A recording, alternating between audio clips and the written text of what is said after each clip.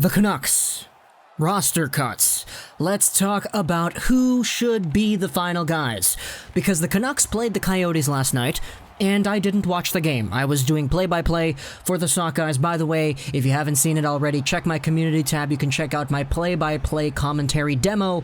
Yeah, that's right. I'm the main play-by-play guy for the Sockeyes. It's very, very cool doing that. But because I'm doing that, I didn't watch the game last night. And as a result, when I opened up Twitter, I saw the score, I saw what people were saying, I was really surprised to see all of the reception towards one player. Loui Eriksson. I want you to tell me in the comments, what was Eriksson like last night? Because I didn't watch the game, and there isn't really access for me to rewind and watch it because I don't really see the point in recording preseason games. So, Loui Eriksson, just going over everything that I saw on Twitter, going over what everybody was saying, seems like he's the next guy. He's the next guy in a line of potential Vancouver Canucks cuts, not dictated by anything the Canucks said or Canucks personnel released, but dictated by what the fans are saying. Because, based off of everything that I saw, Loui Eriksson had one of the worst games last night for the Canucks in terms of every statistical category, and it wasn't even close. So, Loui, is it time? Is it time to send him down to the Utica Comets? Is it time to really enforce this idea that he's not going to be a Canuck in about 2 weeks from now? Is it time? Let's go over the Vancouver Canucks and their roster. Just see who else they have on their list and who they would probably be willing to get rid of, send down, or trade, or whatever, because there is still that room that needs to be cleared up for the rest of this season going forward. Let's check out our Canucks. They have a really good post on their subreddit, which kind of goes over everything here. Now that the preseason is over, the Canucks must make 5 to 7 cuts depending on injuries. Make your cuts or trades. Now, the post just has a long list of all the Canucks that still remain. Pettersson, Besser, Ferland, Horvat, Miller, Pearson, Gaudette, Baertschi, Levo, Sutter, Virtanen, Goldobin, Beagle, Schaller, Motte, Eriksson, McEwen, Roussel. McEwen has a scratch beside him. He was sent down.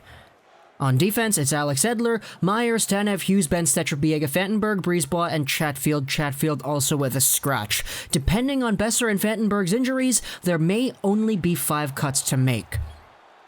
So this is who we have. This is our roster right here. And let's go through some of the comments, because this is really what indicates to me Eriksson's play on the team from last night. I honestly don't care, as long as Eriksson is not on the team. He has shown zero push to reestablish himself on the Canucks. Cutting a better player giving more effort in favor of Loui sends a brutal message and makes the team worse. Cuts. Loui. So I wanted to talk a little bit about that perspective here. The idea of keeping Loui Eriksson up and sending out some of these other guys who have proved themselves at a much better rate than Eriksson has. It is absolutely a fact that Adam Gaudette should be on this team. It's a true fact. Everyone knows that. I think everybody kind of knows that Gaudette was playing himself to the best that he could, and his best is good enough to make this team. However, waiver exemption does exist, and as a result, it's not necessarily the most guaranteed thing because he's one of the safest guys to send to Utica because he can go there without waivers. From a management point of view, Gaudette's going down. But from an actual, hey, let's make the hockey team better point of view, he's staying. Because he makes the team better. He's better than Eriksson, he's better than Schaller, he's better than Motte, he's better than all these other guys that have played in the preseason. He's one of the best. And the message that it sends to the young players, hey, you play your behinds off, you try to make this team, you put your heart and soul into it, and you have an amazing preseason. We're keeping Eriksson instead, you're going down because you don't need waivers, and the other guys do. That's a terrible message. You don't want to send that message at all. You don't want your young guys to ever feel like they're in a position where it doesn't matter whether or not they're good or not. At that point, you're negligent to the point where Eriksson and Virtanen have their ways onto the teams just because of their contracts. And that's contract-is. No, I take that back. But it doesn't matter to me how good the contract is. Gaudette makes the team better. Gaudette is good, and Gaudette is better than Eriksson. He's better than Virtanen. He's better than all these other guys that you could debate could get sent over to Utica instead. And all the comments on our Canucks and on Twitter and everything, it's all, okay, Eriksson, you're out. McEwen, alright, he's already been sent down. Virtanen, maybe. Schaller, probably. But Eriksson is the one that I've seen consistently that people are like, yep, he's done. That's it. And it's not even like Eriksson wasn't given any chances. It's not even like I'm being too hard on the guy. He's been given loads of chances throughout the past few years that he's been here with the Vancouver Canucks. He started out with the Sedins.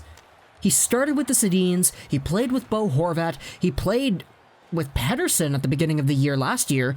He was okay, but now Eriksson is just Eriksson. And I've seen the argument that some people are saying, oh, you can't waive Eriksson. Heck yeah, you can. If somebody claims him, okay, great. Yeah, take him. That's the idea that I wanted to counteract with that because, seriously, the Canucks did this last year. Tyler Motte was a guy who earned his spot onto this team. He did that last year fair and square, and it cost Sam Gagner his job with the Canucks. Sure, Gagner came back up because injuries and he was on the power play for a bit with Pettersson, but Gagner, for the most part, lost. He lost to Tyler Motte. And that's kind of what all these other guys have done too. They've lost to Adam Gaudette. They've lost that right to be placed into this lineup because Gaudette was just so darn good, and some of these other guys didn't show what it took in order to overtake that identity. Goldobin, man, he looked good sometimes. I don't know what's his future in Vancouver, but I hope he finds a great NHL future eventually. Whether it's here or somewhere else, I hope he becomes a 50-point playmaker. He can if he just works hard enough in the other opportunities that he gets. But Virtanen, not too sure about Virtanen. Eriksson, I don't know. So overall, it's a lot of questions. And even with the defensive side of things, we had some pretty good performances by some of the other guys. I don't want to say Jalen Chatfield was bad, but he was kind of meh throughout the preseason. Again, depending on what happens with Fantenberg if he goes on IR or whatever, but like, the team is honestly looking pretty alright. There are a lot of players on this roster that I would like to see in my NHL lineup. Sure, a guy like Biega is not going to be in there every night, but I've always loved Biega.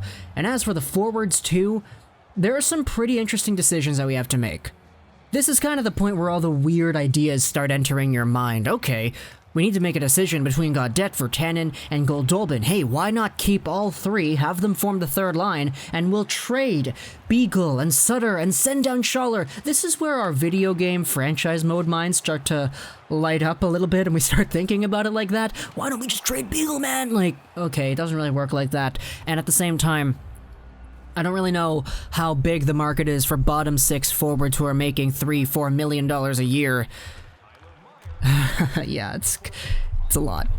It's a lot being a Canucks fan, I'll say that right now. But overall, Loui Eriksson is the big one. He's the one that I brought this video up with, and I think just the reaction that I've seen online from other Canucks fans, it doesn't look too good for Loui.